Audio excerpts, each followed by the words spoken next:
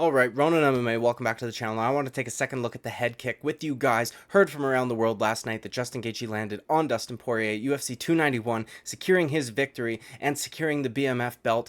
He absolutely starched him, put him as out cold gets. The white frost came for Dustin Poirier last night. Now I want to take a look at the first two times Justin Gaethje attempted this head kick, talk a little bit about why it didn't work, and then we will get to the third time's the charm for Justin Gaethje and talk about why that one worked as opposed to the first two. Before we get into it, like and subscribe. I would greatly appreciate it. Okay, thank you very much. Now we are at 2 minutes 49 seconds. Round number one. This is the first time Justin Gaethje attempted this head kick, and it did not work as nearly as effectively as the third time around, clearly. Okay, but we're going to talk a little bit about why. So Dustin Poirier fixing his hair as per usual and his shorts, you know what I mean? It is what it is. Pumps out a open finger stretched out jab a little bit. Justin Gaethje hops back as soon as he does on a dime, doesn't waste a second, not even a millisecond. This is in half speed, keep in mind. Blast that head kick out there. Dustin Poirier is even caught slipping that way a little bit. He manages to get one hand up there.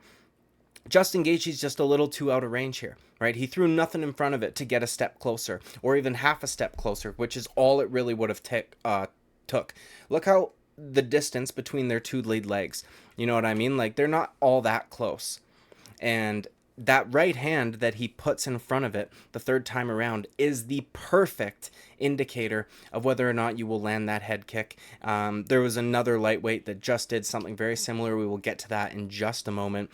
We see that it kind of has almost little to no effect on Dustin Poirier. Justin Gaethje's even slightly off balance because he was not in the correct range.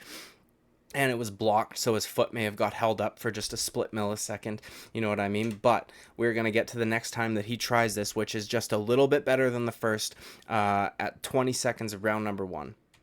All right, here we are, 21 seconds, round number one. This is the second time Justin Gaethje attempts this head kick on Dustin Poirier.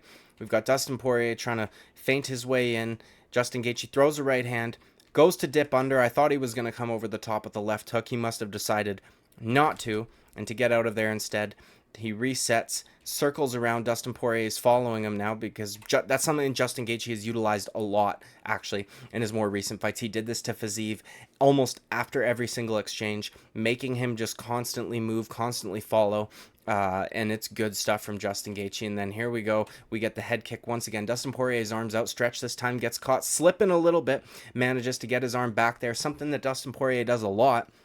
Is with that right arm, he doesn't get it across to double block. He puts it down low, maybe thinking it's going to the body. And to be fair, this one doesn't even look like it got all that high up. Like, it looks like it's making contact right now, and the foot looks like it's almost on shoulder. So maybe it ricocheted off shoulder and then ended up slightly landing. And Justin Gaethje, the way his knees turned over right here, it's almost facing down a little bit. It looks like it's going to the body. You know what I mean? It's a little deceptive. Now this one definitely lands a little bit better. You can see Justin Gaethje's toes coming out the backside of Dustin Poirier's head, so he is much more in range. Look how close their feet are and legs are compared to that first time around. No, nothing in front of it to disguise it, but he was much closer to being in proper range to effectively land this head kick. You can see Dustin Poirier's head take a little bit of a rattle there. Justin Gaethje not even off balance a little bit because he's actually in range now. He's not overstretching. His foot's not getting caught up. He is nearly there. All right, now we're going to go ahead and look at third time's the charm, the last time he lands and even attempts this head kick, the finishing sequence of this fight. All right, here we are, 4 minutes, 5 seconds, round number two. We are about to witness the final attempt, and again, the third time's the charm for Justin Gaethje, landing this picture-perfect head kick on Dustin Poirier, and we're going to talk about why it worked. I know a lot of people are probably thinking, well, the right hand, but why does the right hand work? What else was there? There had to have been a couple other little details. Okay, so Dustin Poirier feints in, Justin Gaethje reacting a little bit, but not really giving him anything. Right? He's moving back, moving down maybe a little bit, like as if he's dropping his level, but not a whole lot. Hands stay where they are. He's not freaking out trying to parry shit. He's just watching, right? So reacting to feints in that way, that's not a bad thing. You're just making sure you're not in harm's way. When you're freaking out all over the place, though, doing that shit, That's a bad thing. That gives your opponent's read. He doesn't do that. He sticks to it. Okay, now we're going to take a look at one detail right before. Look where Justin Gaethje's lead foot is, his left foot. Okay, compared to Dustin Poirier's, it's a little hard to see because the clock is right there, but he has the outside foot position, which is a constant battle between orthodox and southpaw fighters. It allows you to get in a little bit closer. It allows your angle to be a little bit better. And the angle being better allows you to be a little bit closer, even just by virtue of that angle. You know what I mean? Not only are you a little bit closer in literally, but the way that that kick's going to be coming and the angle that your opponent is, he's closer to it. He's closer to your right leg. Okay, so then Justin Gaethje does this, which this is shades of Charles Oliveira versus Beneil Dariush. Okay, the first time Charles Oliveira attempted that head kick on Beneil Dariush, he pumped out a right hand, but it didn't land. And then he threw the head kick behind it, and it kind of landed with the toes. Didn't do a whole lot of damage, but put Beneil Dariush on notice, and he didn't make the adjustment, whereas Charles Oliveira did. Second time around, that right hand landed, and that right there, that right hand landing, that is a goddamn green light if I have ever seen one. If your hand is landing on his chin, your leg, which is much longer than your arm, is gonna fucking land, okay? And Justin Gaethje realizes this. His foot's already well on its way, okay? He knew he was in range, because the first time he was a little further away, the second time a little bit closer, but not quite enough. This time, much closer. Their knees are very close together. Their feet are basically touching. Justin Gaethje's got outside position. Everything is lined up. The stars have aligned for Justin Gaethje, and God damn, dude, absolutely picture perfect. Dustin Poirier even gets an arm up there. It don't fucking matter. It don't matter. That's too big of a bone to be blocking with one arm. Something else that Gaethje said that I thought was brilliant was that he knew Poirier would be looking for counters. And that might have been one of the reasons why. Now, Poirier keeps his hand low like that quite often, the right arm to protect the body with that high elbow guard. He does that a lot, but that could always be something that he's implementing because of how much he likes to counter. One of his most dangerous punches, I know a lot of people like to talk about his left hand, is that check right hook. He dropped Michael Chandler with that. You know what I mean? He dropped Conor McGregor with that right hook.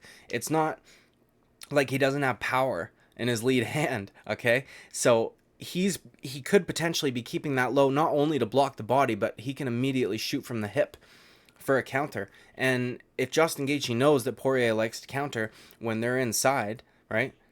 By virtue of that, only one arm is going to be available to block that kick at best, right? And Poirier was slipping into that. So, I mean, it doesn't get much more perfect than that. Absolutely picture perfect. Justin Gaethje, credit to him for making the adjustment. Now, I don't know if Trevor Whitman maybe watched film and realized that Poirier likes to dip that way a little bit, only really gets one arm up to block, or if it was something that Justin Gaethje saw in the moment. Because it wasn't like we didn't hear any corner advice. You know, for instance, like TJ Dillashaw versus Cody Garbrandt, much the opposite, though. Dwayne Ludwig says, you know, you don't always have to put something in front of that kick. You can just blast him out there naked sometimes. TJ Dillashaw goes out there and obliges, lands a head kick on Cody Garbrandt, puts him down, and that's the beginning of the end, essentially. This is like the opposite, but we never heard Trevor Whitman. Now, we don't get their full corner, right? We don't get them for the full minute. But we never heard Trevor Whitman saying, put something in front of that head kick and it'll land. You know what I mean? But not just that. When you throw that right hand, you're now getting your body like a little bit closer to everything about it was picture perfect. And regardless of who made the read, and I do think it was Justin Gaethje, all the credit in the world to him. That was an incredible read. Tried it once, second time a little bit better, third time's the charm. Flatline, the white frost came for Dustin Poirier, and that's all she wrote. Dude, like and subscribe. I would greatly appreciate it. I will see you at the next video. Bye-bye.